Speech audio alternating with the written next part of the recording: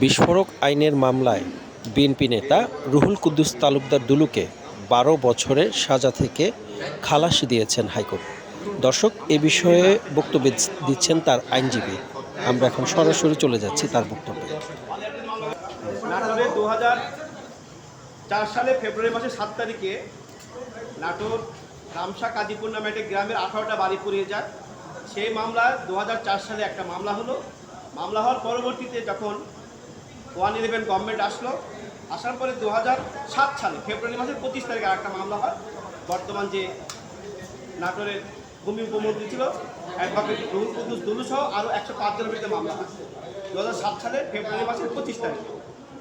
এই মামলাটা নাটোর স্পেশাল জজ 23/8/2007 সালে জনাব অ্যাডভোকেট রুহুল কুদ্দুস তালুকদার দুলুকে 12 বছর সাজা দেয় এবং ওনার সঙ্গে আরও 83 জনকে 10 বছরের সাজা দেয় বিস্ফোরক দ্রব্য নিয়ন্ত্রণ আইন।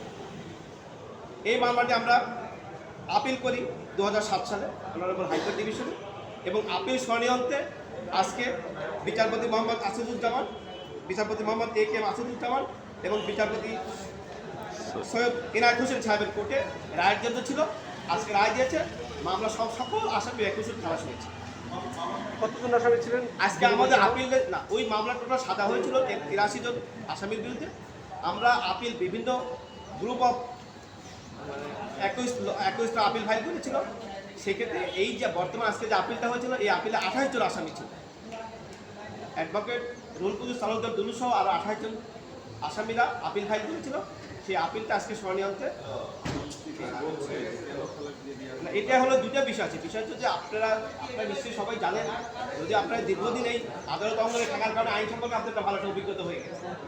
একই বিষয় নিয়ে আমাদের কনস্টিটিউশন আর্টিকেল 35 খুলতে বার আছে যে one man cannot prosecute or punish one offense more than once, এবং আমাদের বর্তমান যেটা ক্রিমিনাল প্রসিডিউর কোড যেটা আছে সেখানে 403-এ বলা আছে, সেকশন 403-এ বলা আছে যে ডবল জিওপার্ডি, প্রিন্সিপাল অফ ডবল জিওপার্ডি সেখানে বলা আছে একই বিষয়টা আসলে একই ব্যক্তিকে দুইবার বিচারে আওতা আনা যাবে। যেহেতু একই ঘটনা নিয়ে 2004 সালে 9টি মামলা হয়েছে, সেই মামলাগুলো তদন্ত চলাকালীন অবস্থায়, বিচারাধীন থাকা অবস্থায় শুধুমাত্র রাজনৈতিক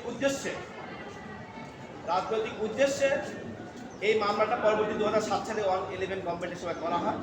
যে মামলা আসলে কোনো কিছুই ছিল না। সাক্ষী যারা ছিল এরা তৎকালীন সময় গামা নামে একজন বর্তমান যে বিএনপি সাংগঠনিক সম্পাদক অ্যাডভোকেট রুহুল কুদ্দুস তালুকদার দুলু আপন ভাতিজা গামা মার্ডার হওয়ার পরে যে তাদের দণ্ড হয়েছিল, ফাঁসি হয়েছিল, সেই ফাঁসির দণ্ডপ্রাপ্ত আসামিরাই মূলত এই মামলা ছিল ইনফরমেন্ট বর্তমান মামলা, এবং তারা ছিল সাক্ষী, এবং এরা সবাই পার্টিজান সাক্ষী ছিল।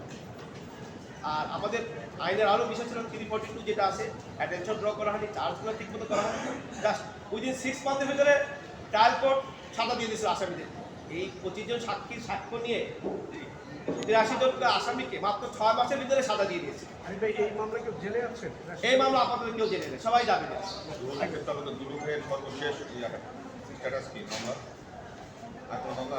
ওনার বিরুদ্ধে আর একটা শুধু মামলা আছে, ছোট একটা মামলা আছে, সেটা হচ্ছে 5 বছরের সাজা আছে। এই বিষয়টা নিয়ে আরেকটা মামলা করেছিল, সেটা হলো 5 বছরের সাজা আছে। আর কোনো ওনার বিরুদ্ধে আর কোনো মামলা আছে? তাহলে এই ঘটনার আগে যে মামলাটা হয়েছিল সেই মামলা পরবর্তীতে সেই মামলাগুলো সব খালাস হয়ে গেছে। আগে যে ঘটনাগুলো হয়েছিল সেই মামলা খালাস হয়ে গেছে। ঠিক আছে, ধন্যবাদ। আমার নাম মোহাম্মদ আরিফুল ইসলাম।